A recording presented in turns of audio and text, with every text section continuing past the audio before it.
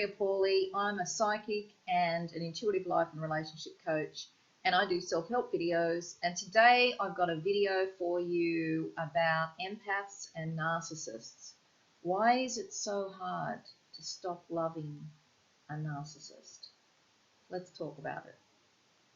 If you haven't already, don't forget to subscribe to my YouTube channel for more videos like these. And if you enjoy this video today, please give me a thumbs up and leave me a comment because I'd love to hear from you. If you're like me and you've had narcissistic relationships, I've had more than one, unfortunately, then you'll know that one of the biggest issues for empaths who get into a relationship with narcissists is that they have trouble extricating themselves from the relationship. And there are many reasons for this, and I want to go through some of those reasons today. And it almost becomes like we get obsessed. And even if we manage to leave the relationship and get ourselves away from the narcissist, our mind continues to be obsessed with thoughts about the narcissist, thoughts of blame, even thoughts of revenge. We might not act on that revenge, but if we've had a narcissist do really horrible things to us, then we often fantasize about them getting their own back. I have a saying that I use with all of my clients, and it is, time wounds all heals. In other words, we don't have to do anything. The universe will catch up with them eventually. There's another old saying that says, don't worry about taking revenge on your enemies. Sit quietly with your feet dangling in the stream, and eventually they will come floating past. And I've lived long enough to see that this is truth, that has actually happened. Sometimes when I'm talking to people or anyone who's had a relationship with a narcissist, one of the things that really gets stuck in their gourd and upsets them is they say to me, how come I'm so miserable and I am still stuck and not functioning properly and having to deal with all the fallout from having been in a narcissistic relationship? And the narc that I was in relationship with quickly moved on to another relationship and is living happily ever after.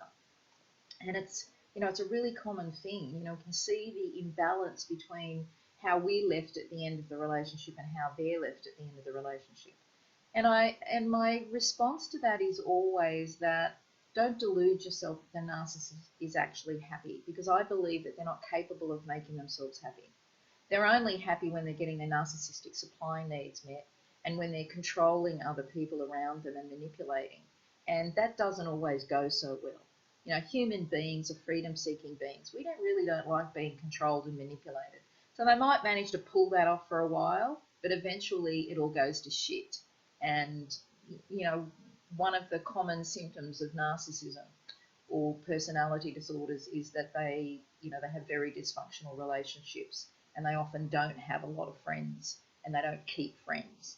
One of the ways you can tell whether you're in a relationship with a narcissist when you first start dating someone is, do they have any friends? Do they have long-term friends that they've held on to?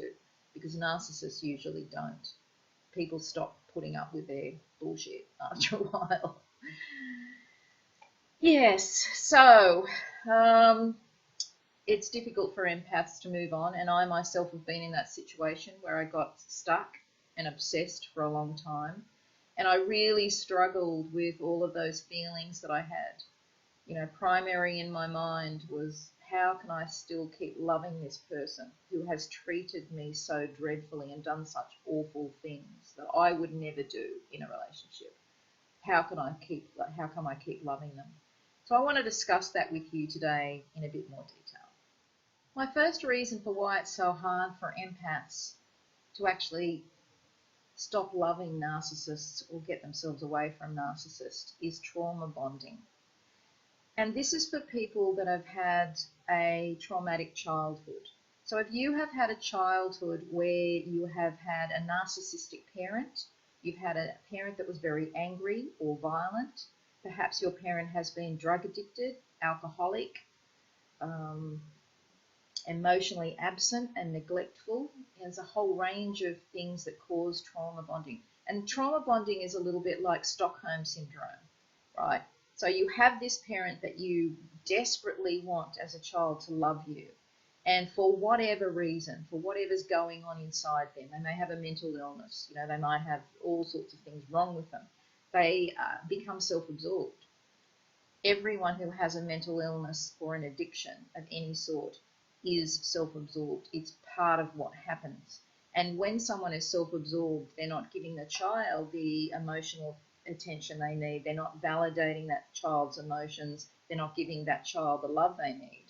Then the child is traumatized. And that trauma is worse than being hit. Emotional neglect for children is actually worse than getting a smack or being hit. Nothing wrong with getting smacked. I smacked my kids.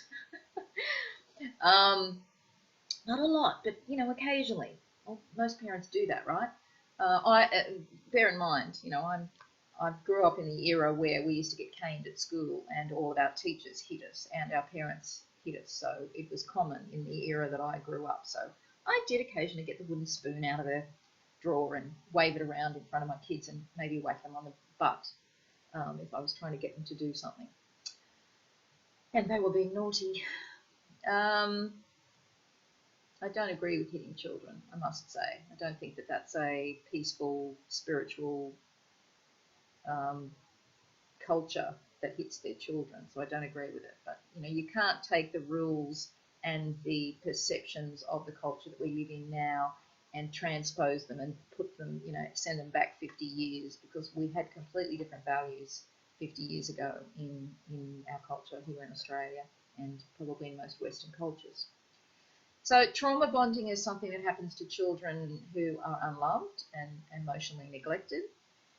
The parent who emotionally neglects them or is violent towards them and hits them the most is the parent whose love they desire and seek the most. So that's why it's like Stockholm Syndrome. Children begin to connect more completely or project their desire for love more fully at the parent who abuses them. That's weird, isn't it? But that's, Stockholm Syndrome is where people have been, snatched and put in a cage or hidden away for years, and they start to develop feelings for their captor. It's just some of that weird human stuff that we do. So what happens is the child becomes trauma bonded. Their version of love is that it is painful, and love is shame and guilt and humiliation and abuse and neglect. That's what love is. And so when they grow up and they start having relationships as adults, they are attracted to people who will treat them the same way unconsciously. Now, it doesn't happen to everybody. I've noticed some people who are abused as children dodge it and manage to get themselves into nice, healthy relationships with nice people. But it is unfortunately extremely common. So particularly an empath who has a sensitivity, emotional sensitivity, will develop an emotional attachment to the abusive or neglectful parent and then form relationships with narcissists in adulthood and believe that they are very deeply in love with that narcissist and stay and keep putting up with terrible behavior and keep trying to fix the relationship. It's very complex and sad, but that's what happens. So you could be trauma bonded to your narcissist because of what happened to you in your childhood. The second reason empaths can become so attached to their narcissists is because for many of us, we were never loved like that before. If you've been emotionally neglected and not had your needs met as a child, you didn't get your parents' attention or acceptance, and here you are being loved-bombed by a narcissist who gives you their full attention, and they're so charming and they're so complimentary, and they tell you that they love you really early on in the relationship, and they act as if they love you. I mean, they're really good at that shit. That's what narcissists are good at doing. And so here you are lapping it up. Oh my God, you've never been loved this way before. This is the love that you always longed for, right? To be adored and valued and seen and heard and understood. It's powerful. I mean, that's what all children want. And when you get that as an adult and you haven't had it as a child, wow, it's extremely compelling. So the part of our mind that is triggered by that kind of, being given all that beautiful love is the same part of our mind that is triggered. We get a dopamine hit from it. It's triggered the same part of our mind that's triggered when you have an addiction. So we become addicted to that love really, really quickly because we've never had it before. And so then as the relationship with a narcissist continues and they start to devalue you, right? You've been in the valued phase and then you go into the devaluation phase and they ghost you or they start to criticize you or reject you, which is part of the cycle. Then you're shocked. You're like, but hang on a minute. You told me you loved me and that we were soulmates and I'm the most incredible person that you ever met and you adore me. And now, all of a sudden, and I've done absolutely nothing that I can see, not set a foot wrong, you don't love me anymore and you've dumped me. And you're in a state of shock, and all the unconscious motivation is to get back with the narcissist, to get that love back that you had. And it's a trap. It's a terrible, terrible trap. I've been trapped in it. And it can go on for a long time. We become obsessed with getting back with our narcissist, even though they've been abusive and horrible to us. And somewhere intellectually we know that's not love, but yeah, there's a big difference between our intellectual mind and our emotional selves and what's in our unconscious. So we get trapped. The third reason why we get stuck in narcissistic relationships is but he's my soulmate and I love him. So a lot of people have a belief that love conquers all. We've picked that up from our culture or from Disneyland or television. Love conquers all. I hear people tell me that, at the end of relationships, and it's not true. I'm sorry, but it just isn't. It's not enough to love somebody because you've got to love yourself first. And if they are not loving you back in the way that you need to be loved, the fact that you love them is irrelevant because you've chosen to give your love to them. So the fact that you love them is meaningless if they don't love you back and they don't treat you well and treat you with love and respect. And the other thing is the soulmate tag. It's very common for empaths to put a tag on their narcs that they're their soulmate because there is this instantaneous connection and you might have only known them a short time, and because they are so cunning and they are so good at molding themselves to their targets to make you believe that all of the things you like, they like, and all of the values that you have, they have, and that they love your children and they love your family and they think you're amazing. And so you form these attachments with narcissists really, really quickly and really powerfully. And so, that mimics that spiritual thing that we know when we meet our soulmate because there's this instantaneous deep connection with them. And we feel like we've known them all our lives or that we've met them before. So be careful of that spiritual bypass of telling yourself that your narcissist is your soulmate. It may be that they are, right? But that doesn't make any difference. Soulmates don't always come into your life to live happily ever after and skip through the daisies with you. Often soulmates come into your life to completely crush you, to devastate you so deeply and completely that it makes you wake up. So they come as your teachers, not necessarily, your knight on shining armor to live happily ever after with. So soulmate, it can be a trap. The fourth reason why empaths can get stuck with their narcissists is that they can often be the selfless rescuer, I call it. Okay, so empaths have a natural way of lending their energy in service to others because they can feel other people's feelings around them. They often put other people's needs before their own, and they often have beliefs which are probably unhealthy when it comes to being around narcissists. that mean that the narcissist comes first, that your job is to take care of them. It's your job to make them happy. And if they're unhappy, you go into hyperdrive trying to fix their unhappiness or trying to mold yourself into being what they say they need you to be. Of course, even if you did manage to mold yourself into being what they said they needed you to be, they would still find flaws. They would find ways to criticize you or something bad about you because they have to devalue you at some point of their cycle, right? They have to push you away. They all do that. So, yeah, empaths can be rescuers, and empaths often have very spiritual beliefs, and they tell themselves that that it's divine to be of service to others, to help others. And look, I don't disagree with that, but my learning, my experience has taught me that the person that we need to take care of first is ourselves, and then we can take care of others. And if we're not taking care of ourselves and making ourselves important and having good, firm boundaries, we can't take care of others. So it's a little bit of a limiting belief to think that you're there to rescue or take care of the narcissist. The fifth reason is another belief that empaths commonly have at the core of their being, and that is, if I give love, I'm going to get love back. And if I just really, really, really love this person and try really, really hard to make them feel loved, then they will love me back. And unfortunately, that's another limiting belief.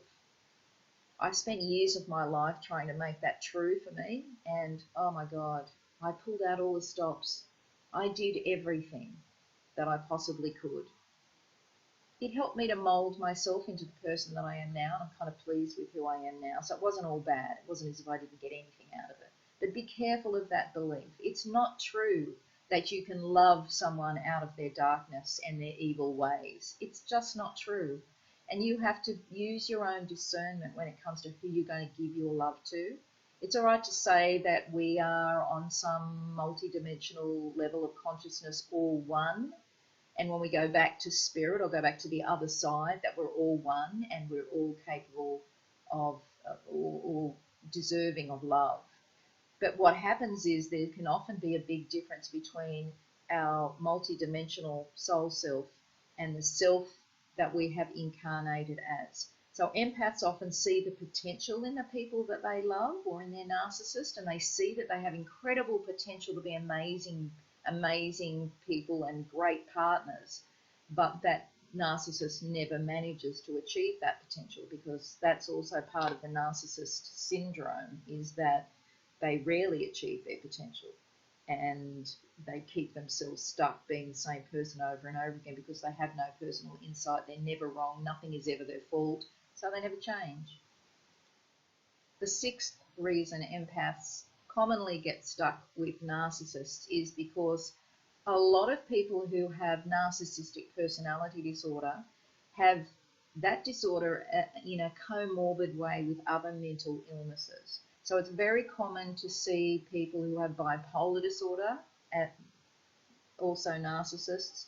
They may be schizophrenic and also narcissists. They may have anxiety, and also narcissists generally do suffer from anxiety. So it's not just always one thing that is narcissistic personality disorder that is the issue.